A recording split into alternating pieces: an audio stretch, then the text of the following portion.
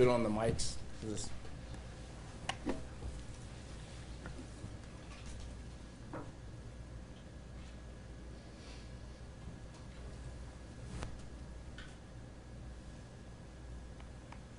All right, good morning. I want to thank everybody for coming out today.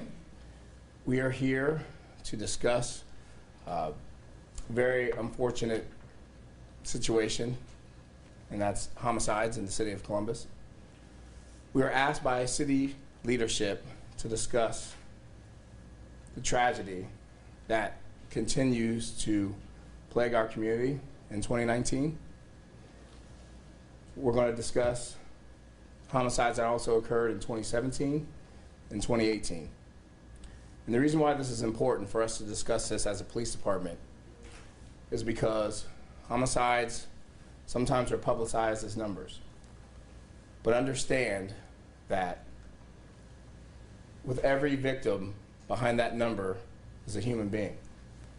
Someone's son, husband, father, brother, a wife, an aunt, a niece, a sister, a cousin. The point is, it's a senseless tragedy that we as a police department and the community have to work together to make better and minimize. I want to personally thank family that's here today representing some of the victims of the tragedies that have happened in Columbus.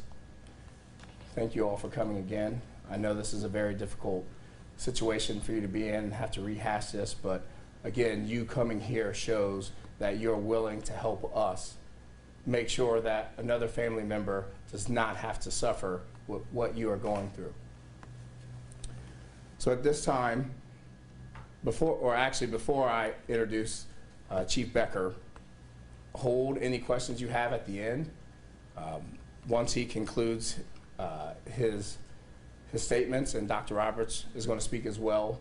He will answer any questions at the end, as well as any one-on-ones you may have as far as questions. So at this time, I would like to introduce Deputy Chief Tim Becker. He is in charge of the Criminal Investigative Unit and the Major Crimes Bureau.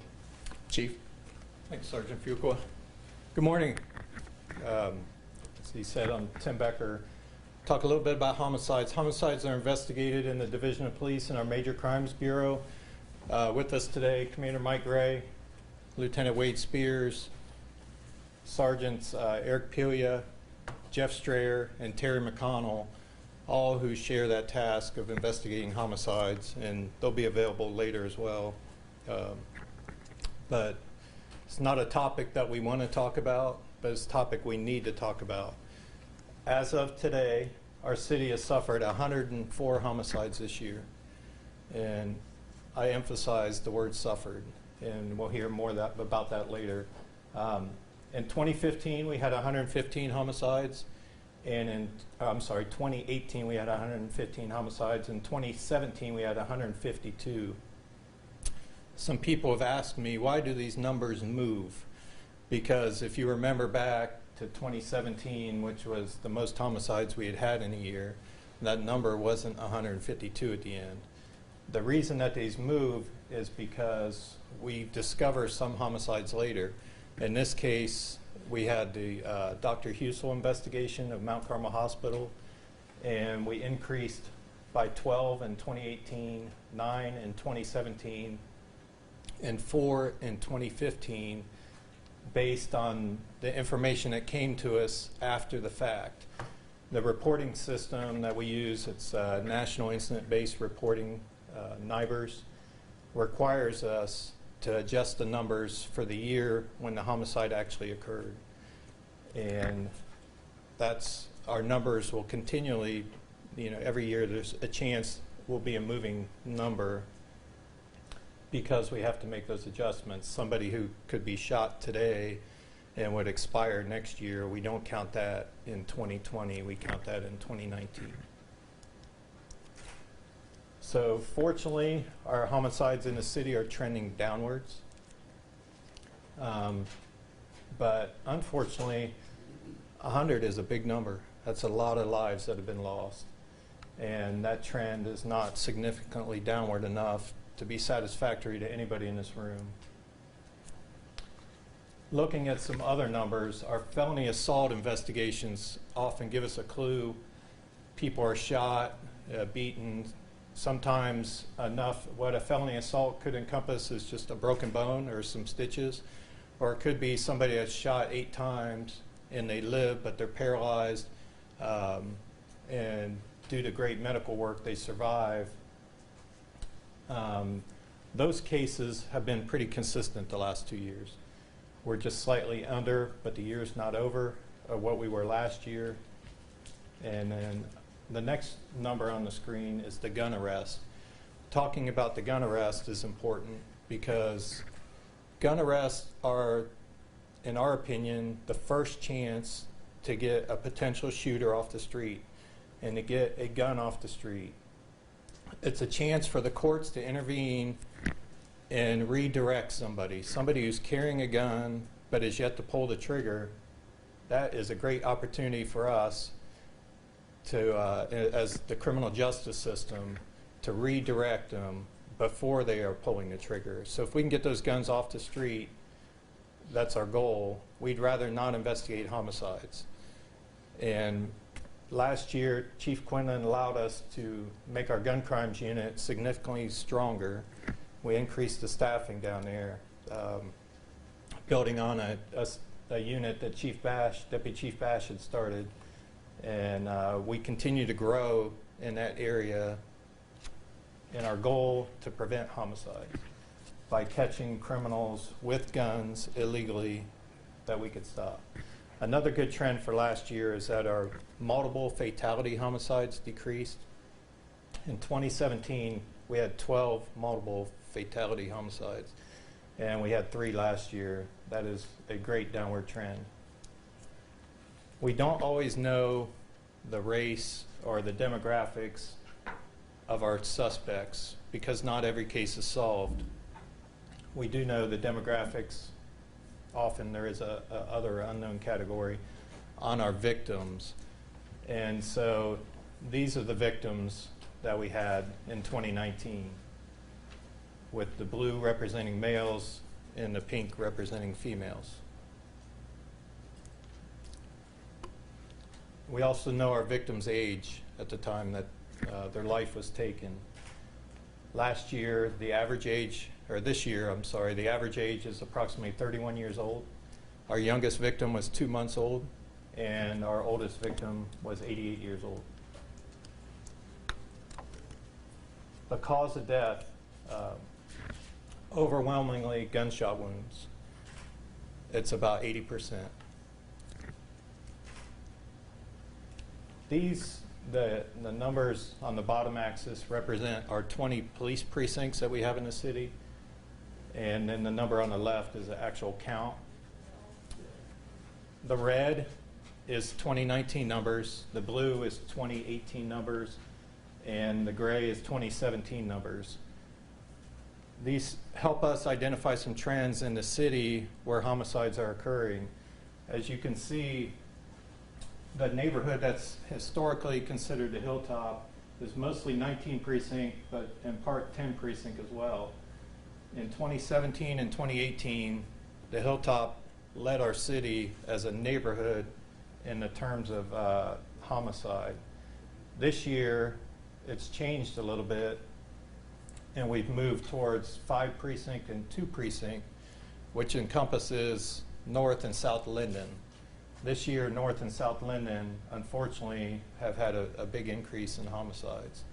So that's data that we use to figure how we're going to deploy resources and how we're going to address any changes in the crime that's happening. Of important note, I think, is the 8 precinct numbers there. That number, why it's so high, represents as well the Dr. Husel case. Mount Carmel West Hospital is located on 8 precinct. So 2 years ago, Mayor Ginther started a violent crime review group.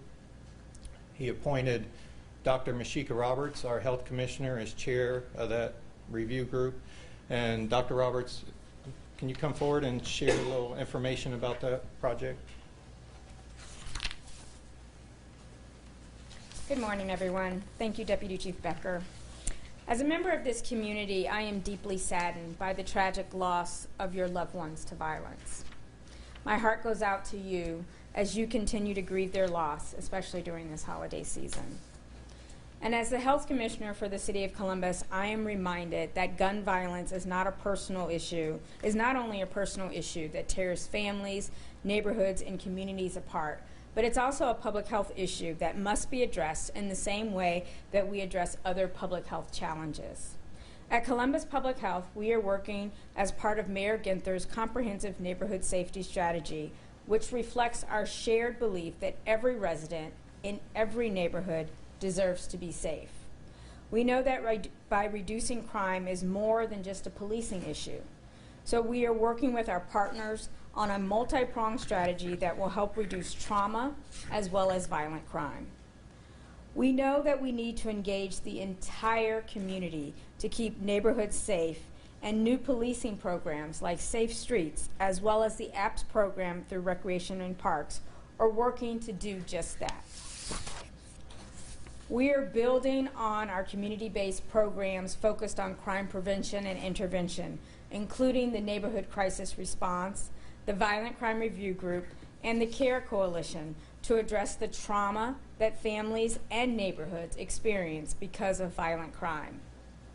Columbus Public Health is committed to working with Mayor Ginther, Chief Quinlan, Deputy Chief Becker, and all of you to build families as well as neighborhoods that are resilient, healthy, and safe, no matter where they are. Our resolve is strong. We will work on behalf of your loved ones, as well as all the residents of our community, to build up our youth as well as our neighborhoods so that no other family ever has to share this tragic loss again. Reducing gun violence will take all of us working together to make a difference for your family, members as well as our entire community. Columbus Public Health will continue to do whatever we can to make sure we reach this goal in memory and honor of the loved ones that have been lost in the past. I thank you for your time. Thank you. Thank you, Dr. Roberts. And on our Violent Crime Review Group, we focus on a couple neighborhoods within the city, and that's what that map represents. That the red data is this year, and generally it's the Hilltop, it's the Linden, and the southeast, the near southeast side of Columbus, which is 5 in 2 precincts, 10 and part of 10 and most of 19 precinct, and then 11 and 13 precincts, which is in the lower portion. As Sergeant Fuqua said, statistics are really important for us in police to know where to put our resources, to analyze data, to move forward. But none of us should ever lose track of every one of those numbers represents a name. These are the 104 names of lives lost in 2019. And that's what motivates my detectives every day, is to get some closure, some justice for these cases. I can't talk about every name up here in every case, but I do want to touch on a few. Last January 20th at 4:06 a.m., Joseph and Karen Arrington were working at the Players Paradise Internet Cafe.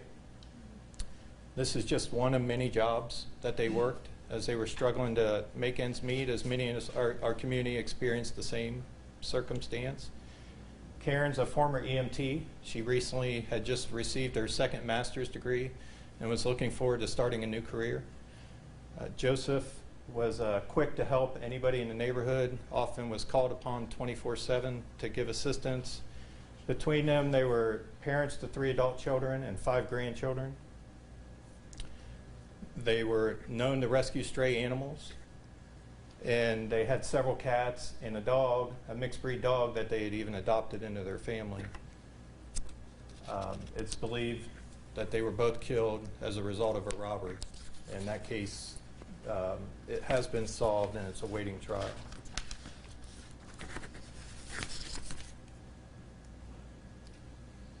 Shemaya Salt's 15 years old on the time of her death on June 6th. She gathered with a group of other young people on the south end of Columbus.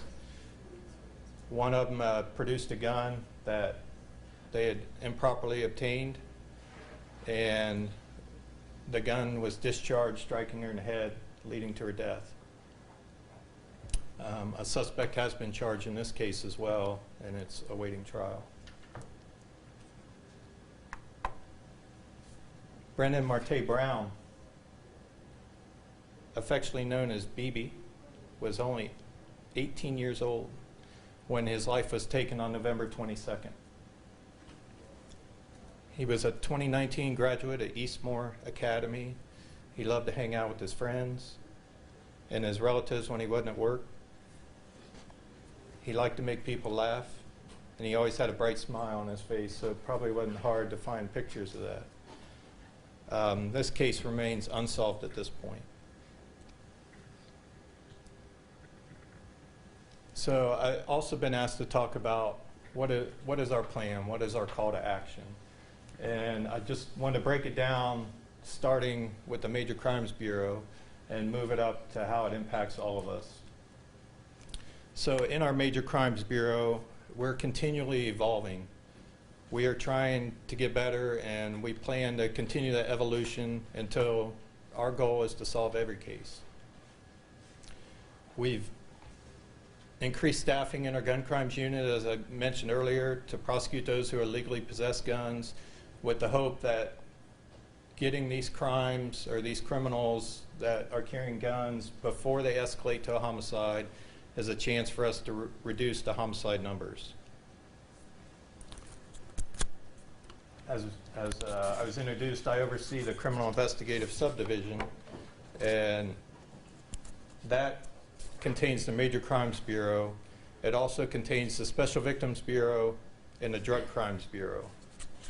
And I'm blessed with many highly skilled investigators and support staff that do their jobs. We continually try to get better at what we do. Some of the underlying factors in these homicides are all investigated within this subdivision. Gangs, drugs, robberies, rapes, domestic violence, and missing persons, just to name a few. It's imperative that our detectives work together collaboratively to help solve these cases. Just because they're within different bureaus in our organization, our victims don't, that doesn't matter to anybody but us. We're continuing to try to tear down silos within our own shop to communicate better and get more effective at what we do to bring these cases to justice. Chief Quinlan has empowered his staff, and he's helped break down some of his organizational barriers in his short tenure to help set us up for success.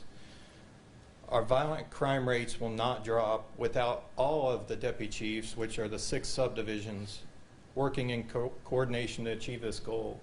Each of us play a role in our respective shops, and I can assure you we are all 100% on the same page with this. Many of my colleagues are sitting behind you. We're all in support. We would all like this to be, our top goal, reducing violent or eliminating violent crime in our city. We're committed on building on the foundations laid by the former leaders and investigators, and continuing to look for innovative ways to get better at what we do. It's a bigger problem than just the Columbus Division of Police, though, and we are blessed in Central Ohio to have great local, state, and federal partners that help make us stronger. In the past several years, you may have seen we've partnered with the ATF and the FBI and the U.S. Attorney's Office to bring some big cases involving the Atchison Crips gang and the MS-13 that involved homicides to justice, and take those criminal gangs down so that the justice isn't perpetuated. We work on a daily basis with Franklin County Prosecutor Ron O'Brien and his staff, and are continually looking for better ways to bring criminals to justice. We often hear people talk about the Columbus Way. In this case, the Columbus Way for our investigators and our division is to collaborate with all our talented partners in the law enforcement community, and we are very grateful for the support we receive in return. I can assure you I have friends in law enforcement all around the country, and in most cities it is not that way. We're fairly unique in that we have such great collaborative relationships with local, state, and federal investigative units here in Columbus. That doesn't happen by accident. We all, on both sides, invest a lot of time into building these relationships, but we know that the time invested is worth the reward that we receive at the end. From the whole City of Columbus government, I'm not going to speak totally on behalf of what they do, but I can assure you Mayor Ginther and City Council support our efforts in multiple ways. We're closing in on our first year of the ShotSpotter technology, and the results look promising. Getting to the scene of gunfire more quickly not only helps us capture offenders and collect evidence, but it also allows our skilled paramedics to get to the victims more quickly, often preserving life. Our Safe Streets program continues to evolve to address violence while simultaneously building relationships within our community, helping to both solve existing crimes and prevent future crimes. This program, both those programs, would not be in existence without the support of the mayor and city council. The mayor's comprehensive neighborhood safety plan includes the previously mentioned violent crime review group. In that group, not only Dr. Roberts and I get the opportunity to be there, but nearly every department in the city. We're all coming together and looking at how different things impact the violent crime, whether it's refuse pickup, housing violations. There's a lot of different aspects that we look at there, trying to find a solution.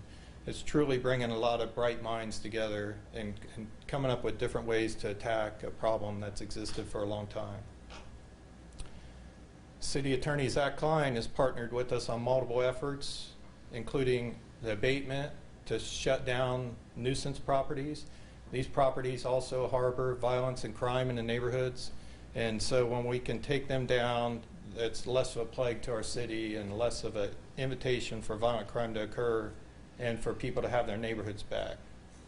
He's also worked on strengthening domestic violence laws and the prosecution of domestic violence offenders. So we see from our domestic violence homicides, very few are what we would consider truly first-time incidents. Most of these are an escalation of domestic violence that exists over some time, and it's really important for our victims to be willing to come forward and prosecute before their life is taken. It's too late. These are just a few of the efforts that are going on in the city, but I want to assure you that there's everything we can think of is on the table and we're considering going forward. So how does it affect all the rest of us?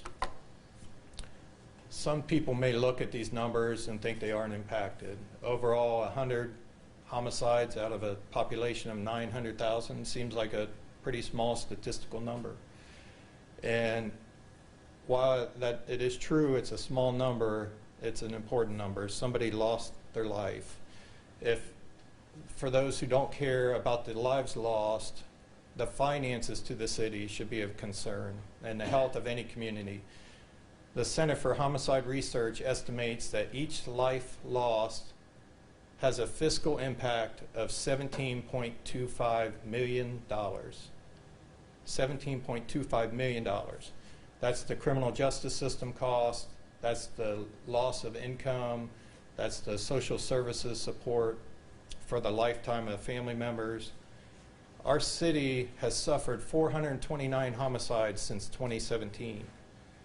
The fiscal impact from those 429 homicides would be in excess of $7.5 billion.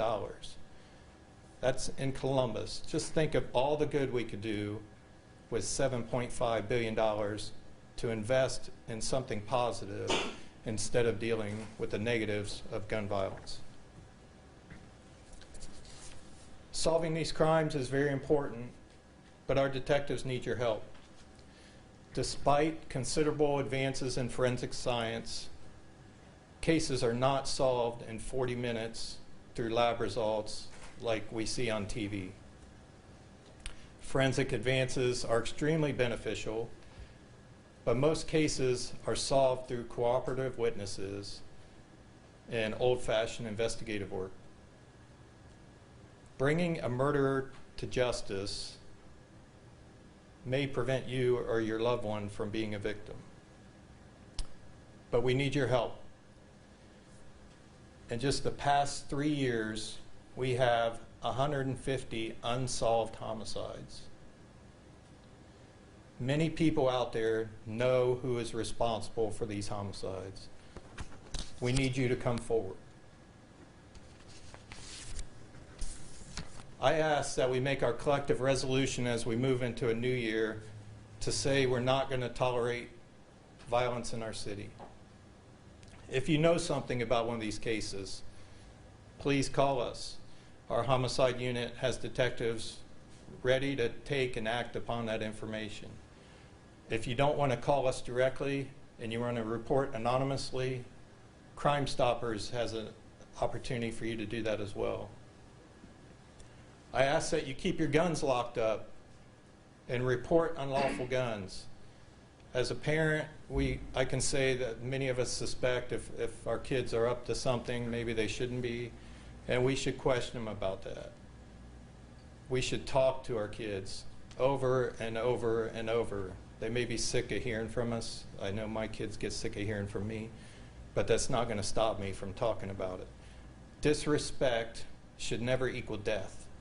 And in many cases, that's what's leading to our homicides. I ask and implore you, let us do the job of investigating the homicides. Street justice is not a solution. It just perpetuates the problem. And we've seen in some retaliatory acts in the last several years where innocent people were caught up in gunfire, where somebody thought they knew who was responsible for taking their loved one's life and they were going to avenge that death. Let the criminal justice system do its job. That's what it's there in place for. The last thing that I ask from everybody as we move into the new year is listen to the impact of violence on our neighbors. We are blessed today with several brave survivors who are willing to join us. And I'm going to ask them when I finish here if they want to come forward and say a few words. But we have Key Brown. You just saw a picture of her son, Brennan. You know, as a mother who just recently lost a son, the courage to be here less than 2 months later and stand in front of you is tremendous. And I'm very grateful. Thank you. We have Lisa Burgess. She lost her son, Corday Burgess.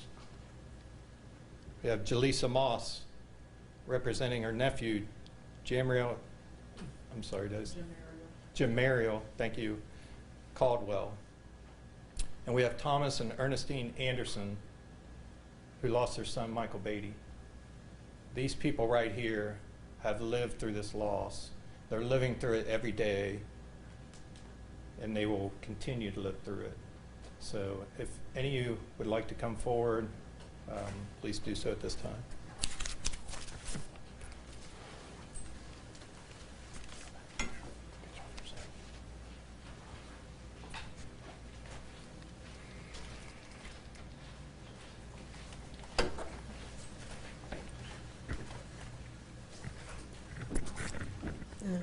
Good morning.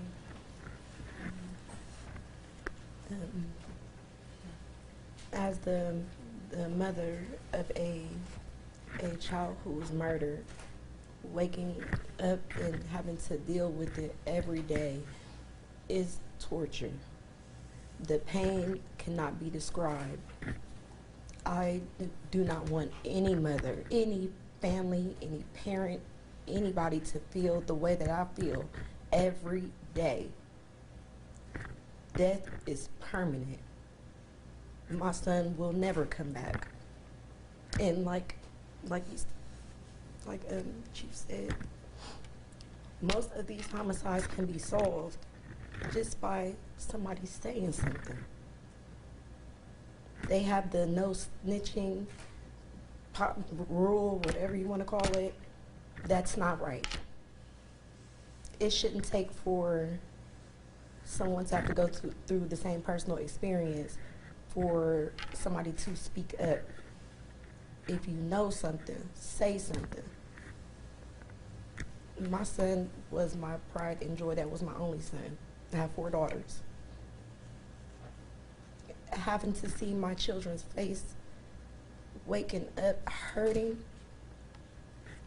is heart-wrenching. I don't want anybody to have to feel like this. Could you please state your name and spelling for us, please? My name is Jaleesa, Jaleesa. Last name is Moss, M-O-S-S. I am the aunt of Jamario, Jamareel, Caldwell, Caldwell.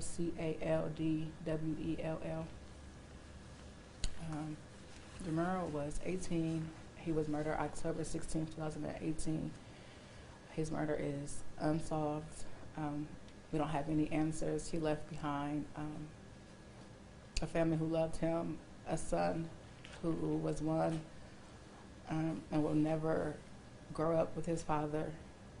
So we just ask that if you know anything, to just come forward and give us some closure, so his son can have answers as he grows up to what happened to his father.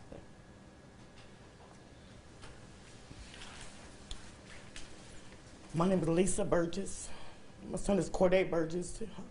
Murdered December the 20th, 2017. Left behind 4 children. Corday's life was taken on December 20, 5 days before Christmas. And his kids still have gifts on the shelf that they never got to give him. Me as a grandmother tried to step up to help the mother of my grandchildren, which his youngest was 9 months and his oldest was 9 when his life was taken. It's difficult for my grandchildren because they were to be dropped off to their father that morning, and instead they were dropped off to an empty house.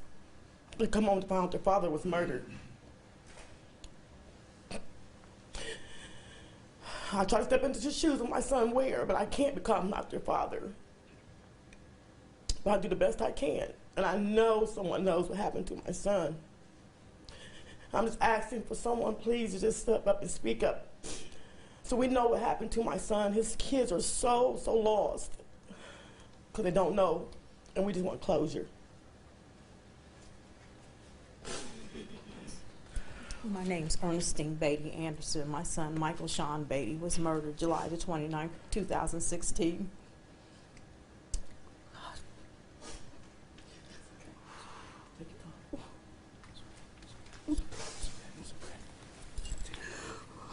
So sorry. Michael had a heart of gold. He thought he was going over friends' house. I woke up 11:30, somebody at the door and tell me my son's in their grandmother's backyard dead. They stood there and watched my son get killed.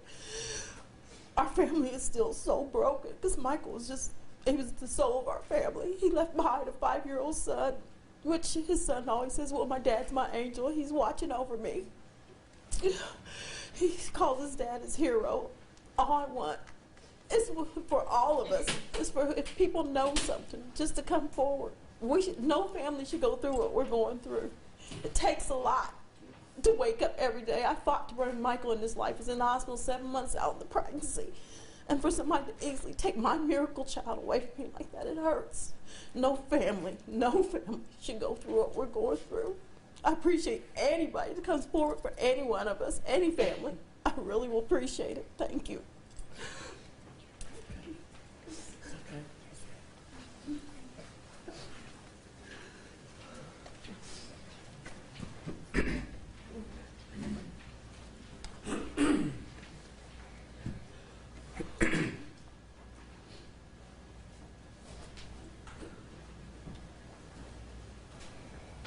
Again, thank you very much for coming up and telling each one of your stories, very touching.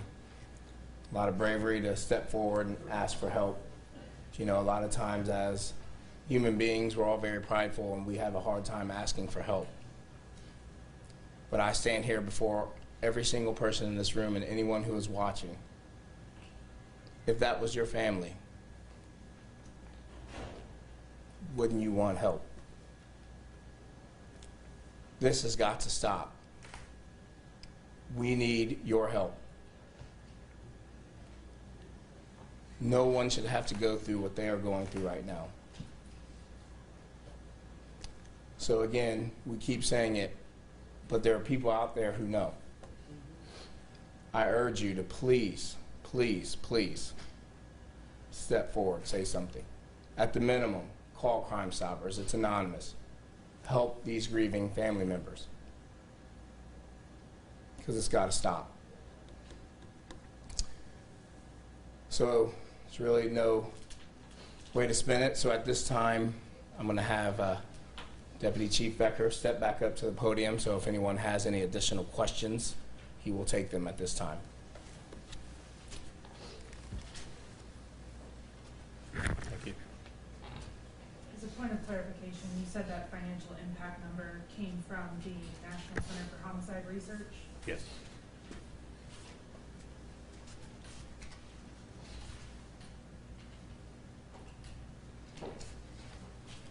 Could you address a little bit further, and perhaps maybe some of the family members would want to as well, why do they think people aren't coming forward to help? We can guess, we can make assumptions, but why do you think that people aren't coming forward? I wish I knew that answer. It would be great to know the answer why people aren't coming forward, because if we knew the exact reason, then we could address it. But in reality, we speculate there's a variety of reasons. They don't want to be involved. They're afraid of retaliation. They want to handle it themselves. Any of my homicide investigators back there, anything else off the top of your head? So those are the primary reasons we suspect, but because they aren't coming forward, we don't know. If they would come forward, we could talk to them about that and then maybe figure out a way to better reach. So we're trying to do a lot of different things within the Division of Police that are much different than what I did when I started in 1988, to build relationships in the communities and to have a bond before something bad happens. So hopefully when something tragic does happen, the people that see our officers at the scene are familiar with the officers, already have a relationship, and are willing to talk because it's somebody they know. But that's a constant evolution for us, and we're trying our best to get there. Yes? What is the current solve rate? So the current solve rate, sorry, let me step over here. Don't want to misspeak. I don't have all the quotes memorized.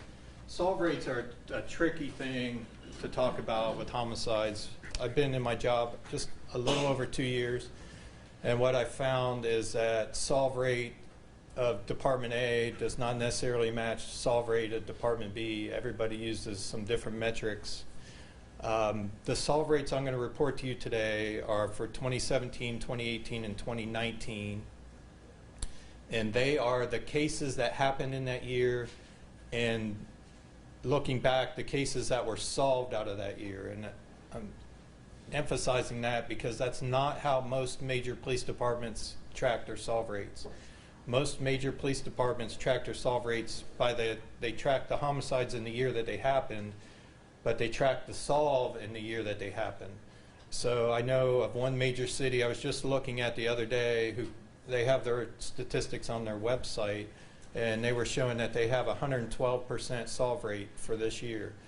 Well, you can't solve more than 100%, but that's not unique for them. That's how most places are keeping it. So our solve rates, and I'm going to give a caveat, with the Mount Carmel cases and without the Mount Carmel cases.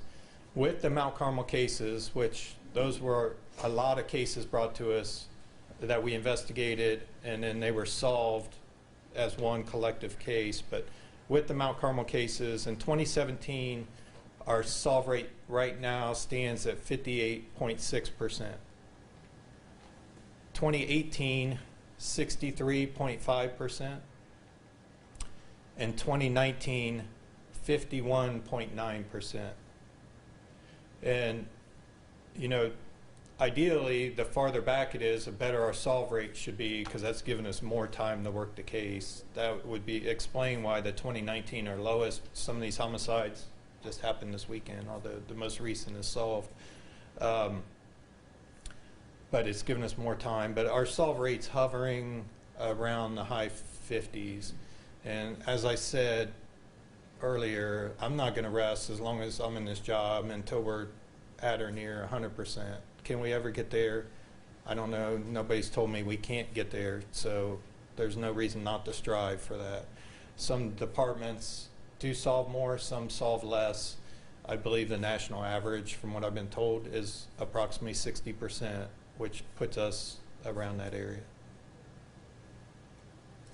Switch gears a little bit. From over the weekend, church shooting in the Fort Worth area, 2 people killed, the shooter killed, also faith-based rabbi party, 5 people stabbed there. Talk about what you see as working with faith-based community to make sure that our churches, synagogues, and other houses of worship are safe this year. So one trend that's different as a church goer that's different throughout my life is many churches I saw when I was working out this morning. I was watching the news and I saw from the broadcasters talking about the Fort Worth that they had a security team down there of a lot of armed people within the church, that was their task at church, to be on guard in case something happened. I think that's pretty sad for our society that you can't go into a place of worship and have your mind free of being hypervigilant, looking out over your shoulder instead of focusing on your God. Your focus is always have one eye looking over your shoulder to see if somebody's going to come in and take you out for your religion. That's horrible to me. But I know a lot of faith-based organizations have organized that within there. Just anecdotally, a lot have shared with me, including ones I've attended. On a personal note, I used to be embarrassed. I worked nights and worked in uniform, and I'd kind of be embarrassed that when I got off at 7 o'clock that I was going to an 8 o'clock church service in uniform, and I felt really uncomfortable with a gun belt on and a gun, bringing a gun into a place of worship. That was always, a church was a sanctuary. It was free of all that when I was a youth. And while I felt uncomfortable, not only because I'm doing that and because everybody knows what I do, because I'm the only one there wearing a uniform, I've come to find over time that the pastoral leaders at the churches I've attended have asked, when I'm dressed like this, are you armed? We want you to be armed. We would like to be able to focus on preaching to our congregation, and we would like you to be focused on making sure our congregation's safe. And I said, well, how's that fair to me? I'm coming here to focus on something besides work. But that's a task I know a lot of people in this room and a lot of people that wear these uniforms take up for their own congregations. So I don't know that there's any, I'm not sure, with the statistics, is there a growth in that? I'm just very thankful that we haven't experienced it in Columbus in recent history as of yet, and I hope we never do. We have time for one more. You talked about the solve rate being greater as you go back in time. Can you talk a little bit about the efforts that your detectives are making and with the cold case squad and things that you guys are doing to try and go back and revisit some of those cases?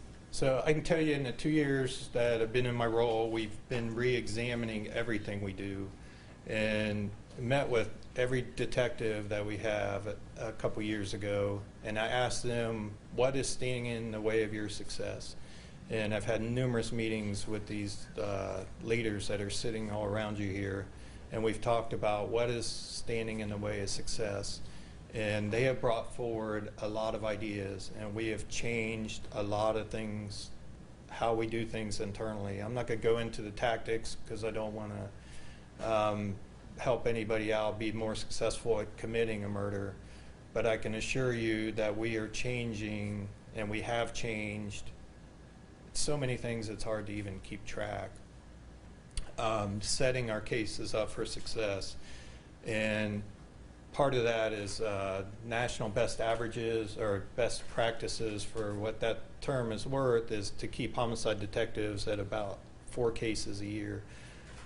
I have 30 homicide detectives, so with 104 homicides, the math's pretty simple. We're coming in below that, but they used to keep cases as long as they were assigned to the unit.